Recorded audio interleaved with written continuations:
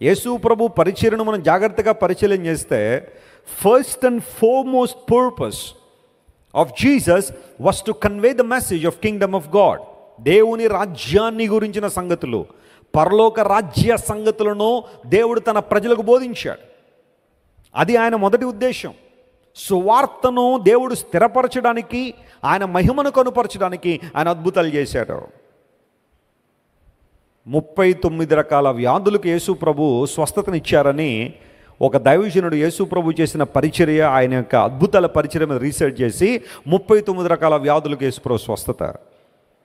సిలువలో ఆయన మరణించడానికి ముందు ఆయన్ను కొరడా దెబ్బలు కొడతారు.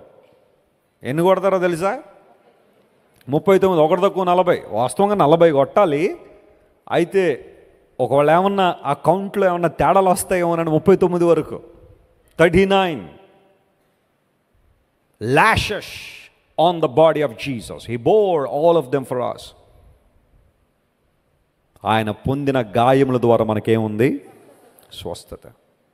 ఈరోజు నీ జీవితాన్ని సంపూర్ణంగా ప్రభు వైపు సమర్పించుకున్న రోజున నీవు అలాగూ చేసిన ఎడల, దేవునికి ఇష్టమైన పనులు నువ్వు చేసినప్పుడు, ఆయన సన్నిధిలో నువ్వు ప్రార్థన చేసే ప్రార్థనకు జవాబు ఉంది. దేవుడు నీకు స్వస్థత ఇవ్వాలని ఆశిస్తున్నాడు ఆయన.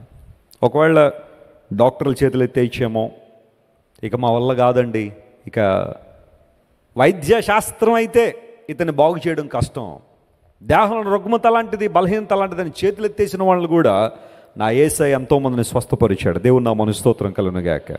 మరణ పడకల మీద వెళ్ళిన వాళ్ళు చాలామంది వెనక్కి వచ్చి ఈరోజు దేవుని చేతిలో బలంగా వాడబడుతున్న వారు చాలామంది ఉన్నారు. ఆత్మీయ తండ్రి గారు చెప్తూ ఉంటారు, కగావా అనే దేవుని సేవకుడు గురించి ఆయన్ని మ్యూజియం ఆఫ్ డిసీజెస్ అని పిలిచేవారట. రోగ మ్యూజియం అని, రోగశాల. ఇక బాడీలో లేని రోగం అంటూ లేదటే. అన్ని డిపార్ట్మెంట్లో ఆయన మీద రీసెర్చ్ చేయడమే వెళ్ళినప్పుడల్లా. డాక్టర్ గారు చెప్పాడు, కగావా నువ్వు కొన్ని నెలల్లో చచ్చిపోతావు అన్నాడట. అప్పుడు ఆయన అనుకున్నాడు, ఇంకెలాగే చనిపోతాను కాబట్టి సువార్త ఇంకా గంభీరంగా చేయాలని చెప్పి ఆ ఉన్న 3 నెలలు 6 నెలల్లో దేవుని సేవ కోసం పూర్తిగా ఆయన సమర్పించుకుని కనబడిన వాళ్ళందరికీ సువార్త చెప్పడం, కరపత్రాలు పంచడం అని జరుగుతూ ఉంటే మళ్ళీ మధ్యలో డాక్టర్ గారు కనబడి, నేను ఇచ్చిన టైం కూడా బతికెళ్ళ నువ్వు లేవు అన్నాడట. ఎందుకోసం? నువ్వు ఇంత విరివిగా దేవుని సేవ చేసేస్తున్నావు, నీకేదో కొంత టైం ఇచ్చాను, ఆ టైం కూడా నువ్వు బతికెళ్ళావు, ఇంతకు ముందే చచ్చిపోతావు అన్నాడట. కానీ కగావా గారు చాలా సంవత్సరాలు బ్రతికాడట. విచిత్రం ఏంటంటే, నువ్వు చచ్చిపోతావని డాక్టర్ గారు ఎప్పుడో చచ్చిపోయాడు ఆయన. ఇలాంటివి చాలా జరిగాయి. ఎందుకు ఈ మాట చెబుతున్నాను తెలుసా? దేవుడు నిన్ను బ్రతికించాలని ఆయన నిశ్చయించుకున్నప్పుడు ఆయన నిర్ణయాన్ని ఎవరు మార్చలేరు. స్తోత్రం చెప్పండి. Hallelujah. God is your healer. Some people might need emotional healing this morning. కొంతమందికి శరీరాలు బాగానే ఉంటాయి, అవయవాలన్నీ బాగానే ఉంటాయి, కానీ ఎప్పుడు నిరుత్సాహంతో, నీరసంతో, వారి జీవితాలు ఏదో పోగొట్టుకున్నట్టుగా అతి తీవ్రమైన డిప్రెషన్లో ఉండే వాళ్ళు చాలామంది ఉంటారు.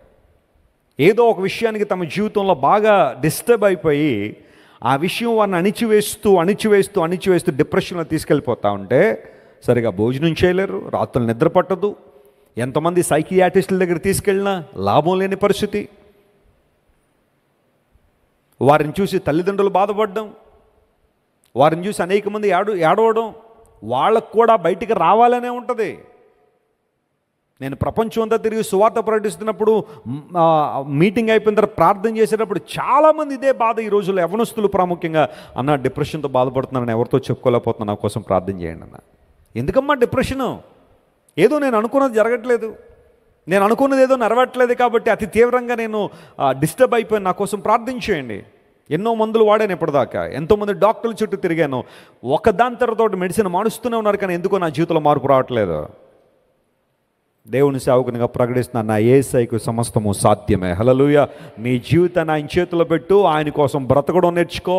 నా మట్టుకైతే బ్రతుకుడే క్రీస్తే అనే మాట నువ్వు అనుభవపూర్వకంగా చెప్పగలిగితే ప్రతి కాడి నా యేసయ్య విరగొట్టగలడు. ఉదయకాల సమయంలో నమ్మిన వారు గట్టిగా చెప్పులు కొట్టి యేసయ్యను మహిమపడదాం.